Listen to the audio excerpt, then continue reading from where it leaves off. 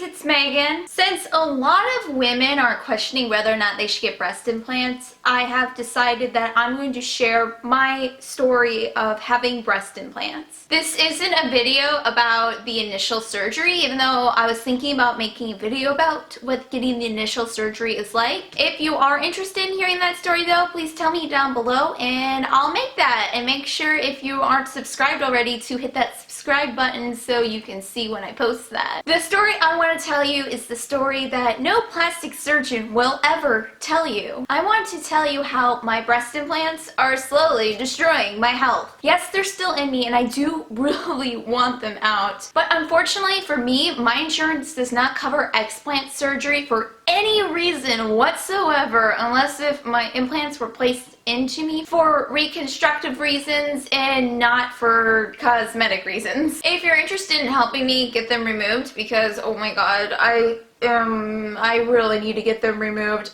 I am not doing too hot. You can visit my GoFundMe and I'll leave that in the description box down below. If you're unable to donate, you can at least share it because sharing is caring. Sharing still helps me out and I'm still very grateful for anyone that at least shares my story. So when I was 19, I made the decision to get breast implants because, well, there was a lot of reasons. The main reason I got mine done though is for relationship reasons. I can make a whole video about that. It's pretty bummering, if you know what I mean. Plus, on top of wanting them to help improve my relationship, I had always wanted breast implants ever since I was like, I don't know, 12 or 13 because I never really developed much anything. I just had a really puffy nipple and nothing else. When I went to my consultation to get breast implants, I asked my surgeon a crap ton of questions and they assured me that any sort of like weird complication like mold growing in them, any sort of rejection or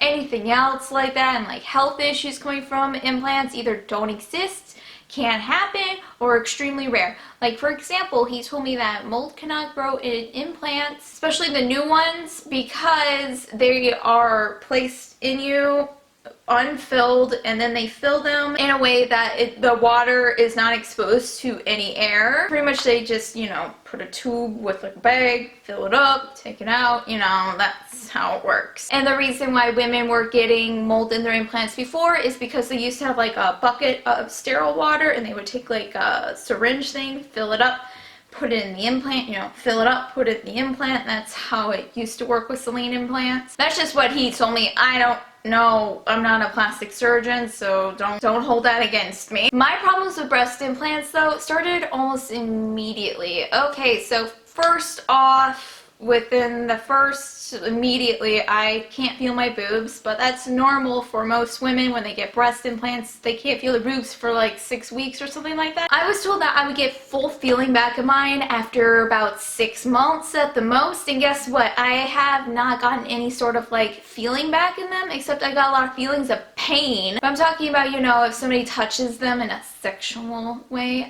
yeah, I don't feel anything besides pain, and before the pain started I felt nothing. After around a few months of having my implants, I started developing these really bad stabbing pains in my chest and I went to my surgeon about it. He pretty much told me that it's normal to get like shooting pains in your chest for like the first 6 months and they should go away, but guess what? I still get them and it's with heart palpitations too, so it's like, is there something you're not telling me, man? And at around that time too, I had gained 30 pounds for no reason whatsoever in a month. And a lot of people are probably like, how do you gain 30 pounds in a month? Well, you know what? I don't know. And if you don't believe me, you know, come over. We can go look at my medical records together and you can see that in like June of 2014 I weighed probably around 110, and then in July of 2014 I weighed like around 140. I asked my surgeon, is this connected at all, because something in me told me that this was connected, and he blamed it on my thyroid. So I went and got my thyroid levels tested. I even went to an endocrinologist that was in the city of Davenport and we talked about things and they were all like, yeah, there's nothing wrong with your thyroid hormones, everything is perfectly fine when it comes to your thyroid hormones. So I'm like, okay, so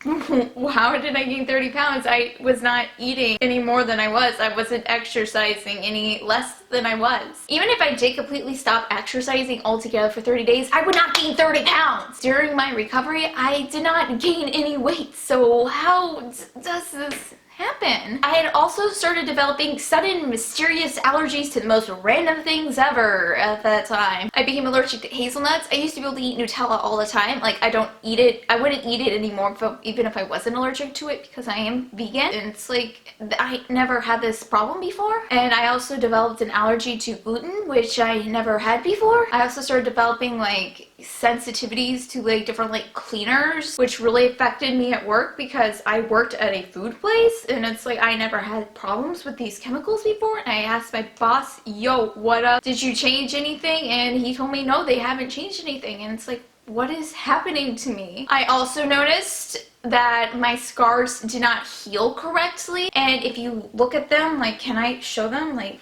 they're just under my boob. Can I show my under boob? My under boob's kind of sweaty because it's like freaking 100 degrees here, and people in California don't believe in ACs. Like, if you look at my incisions, like, you can see that they did not heal, especially this one. This one's the worst one. This one still needs some steroid injection. They did not heal correctly at all. So I had to get these painful steroid injections to help fade and lower the scars. And as you can tell, like, the middle of my scar, the middle of my right scar healed just fine. Did not need any injections. But even where I had multiple injections put in, the scar is still raised. The scar is still pink. I don't want to get any more injections, especially my left one, because if you look around it, I don't want to get up and show my stuff again because, you know what, I am tired. I am always so tired. Oh my god. This video is going to be a mess, and I'm so sorry, but my brain is just like, I want to help people. I can't think straight. What do? I don't know. But my left scar, if you look around it closely, you can see that like the tissue around the scar is starting to sink in, and that is a side effect of doing too many steroid injections. I also, probably about 2 years ago, I started developing really bad anxiety, which I had never had before. I had to leave my job because my anxiety got so bad, which is crazy because I had never had any sort of anxiety at all before. I also started becoming really depressed, which really, like, I was depressed when I was younger because I had no friends and people bullied me, which I can get into in a different video if you would be interested in that. And I tried talking to my doctor about it, and I was like, I don't know, something in me told me that it was maybe it was my titties.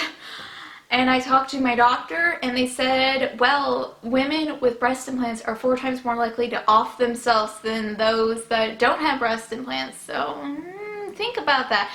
I asked my surgeon about it, and he was like, oh no, that's not possible. It's not even tied together. So it's like, which one is it? Did I also mention that my hair started, look at my hair, how much it's thinning? I didn't have that before. Guess what I do now? Yeah, and I used to be able to grow my nails really long. I wouldn't keep them like super long because I do play instruments and I find that they get in the way. Plus they do get in the way of like typing. They're pretty annoying. You know, my nails peel and break. They're as short as they can get unless if I like bite them or something. Yeah, you know, they're still peeling. Like, I don't know if you can tell. Yeah, this guy right here. Do you see that at all? How he's peeling where the nail polish chipped? Yeah, he's peeling now. And I use very safe, very chemical-free nail polish stuff. I mean, here's my freaking nail polish remover. It's made with soybean oil and lavender. Come on, you can't tell me I'm using hazardous nail stuff and that's what my problem with my nails is. Yeah, this is really unscripted, so I might either repeat something or forget to say something entirely. So if I do, I'm very sorry about that. But did I also mention that my memory is shot? Oh yeah, my skin is super duper dry now. I don't know if you can tell. My skin has never been this dry before. And it's been getting drier and drier and drier for like the last couple of years. So dry, so dry. Starting like last January, I started getting pain in my breast. That is so bad that I can't sleep. Sometimes I can't eat. Sometimes it makes me throw up. And of course, I called my surgeon and asked, yo, what's up with that? And they told me that maybe I pulled a muscle while working out. And guess what?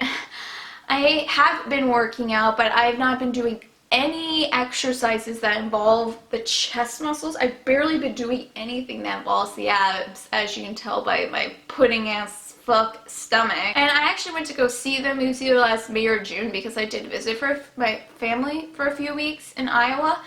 And yeah, they were like, oh, nothing's wrong with them, they look fine, but now they're all weird looking in my opinion. I get pains right here in my right armpit and like right here. Really bad ones. Like, I kind of got it going on right now. It sucks a lot. And I also get this really bad burning itching pain right here that centers, that comes, oh hello son, how are you, that originates like around the nipple area. And don't worry guys, I can't feel anything. If you see any sort of nipple thing, guess what, my nipples are puffy. Grow the fuck up. Yeah, it starts right here and right here. It's like a burning, itching, stabbing pain on my right boob, which really sucks. I also started developing migraines, really bad migraines, about 2 years ago. I had never, ever had a migraine until about 2 years ago. I also have really, really, really bad chronic fatigue. Like, some days I can't even drag myself out of bed. I'm gonna move my camera so the sun maybe isn't shining so much into it. I had to pretty much have my cat come and get me out of bed, otherwise I can't get up at all. And a lot of people probably watching this going, oh, why is she connecting it to her titties? Well, think about it. Yes, they are Celine, and Celine is considered safer, but the shell is still made of silicone. Silicone is dangerous AF. If you look at all the ingredients individually that make up silicone, you would see that every single one of them is toxic to the human anatomy. So, like, why the fuck are we paying money to get this inserted into ourselves and being told that it's safe to insert into ourselves? And another thing that people don't understand with breast implant illness is that they're like, oh, well, you know, so-and-so got breast implants and they're just fine. Well, first of all, everyone is different. Remember that. We are all built differently. We all handle things differently. Some of us have a better immune system, some of us don't. Some of us have more of a load of pathogens in our body, some of us don't. That's why some people, they appear to eat whatever they want and they still look good and they still feel good and all the other blah blah blah.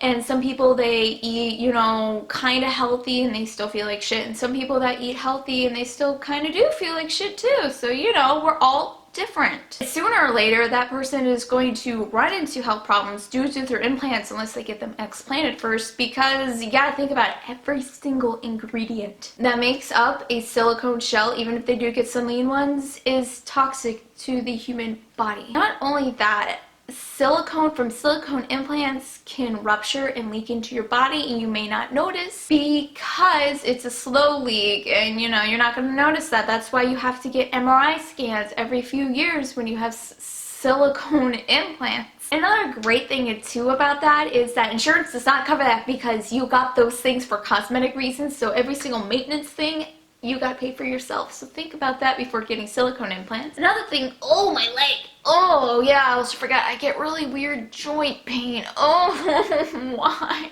Another thing to remember with Celine implants is that they are filled with salt water, which, yes, if it does just pop randomly out of nowhere, especially when they're like brand new, the salt water is just going to go into your body and you're going to be fine. So you A1, you lit, it's good. But you know, if you're a few years down the road like me, you run to the risk of your seal cracking and tissue gets inside that, you know, creates like this sort of nasty petri dish effect, which can grow mold. The valves are meant to be opened only, never. Apparently some surgeons offer, like, if you feel like your implants are too big, if they're saline, you can get cut open and get them flattened down a little bit or whatever, but you run into even a bigger risk of mold growing in them because that seal is never supposed to be cracked. On the confidence issue thing about getting breast implants, they will not fix your confidence. My confidence was not magically fixed after getting them because, well, first of all, you look like an ugly freaking mess after you get them done.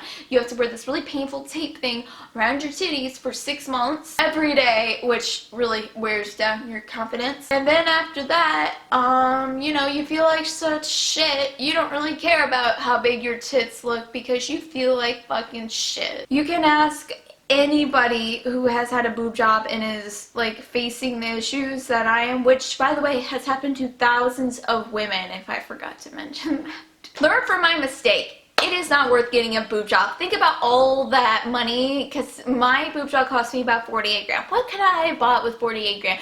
Well, I could have paid for a car, a nice used car. I could have paid for the one certificate for school that I really want to get, but guess what? Instead, I chose a boob job. I could have traveled, made some awesome memories, experienced many new things, but guess what? I chose getting plastic that is slowly killing me put into my chest wall.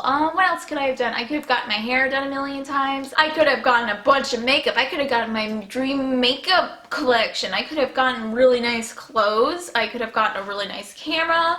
I could have gotten a really nice refrigerator. I could have gotten, I don't know, an iMac. I could have bought 2 iMacs. You know, there's a bunch of things you can do with your money that won't destroy your health, but guess what?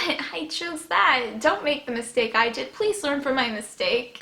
I'm gonna wrap up this video because this battery I just put in is dying. Thank you so much for watching. I'm sorry this was such a jumbly mess. If it helped you at all, give this video a thumbs up because it does help me out. Please don't forget to share this video. Leave a comment down below. Tell me what you think, you know, all that other stuff.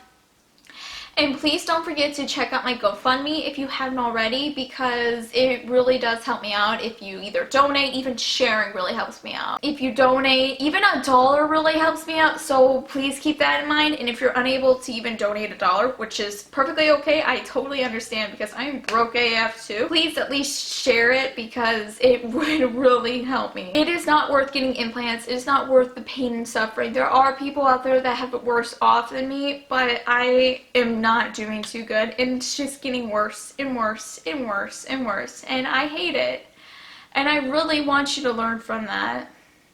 I hope I helped you made a decision. I hope I helped you learn something new. I do love you very, very, very much, and I hope to see you again at my channel real soon. Bye!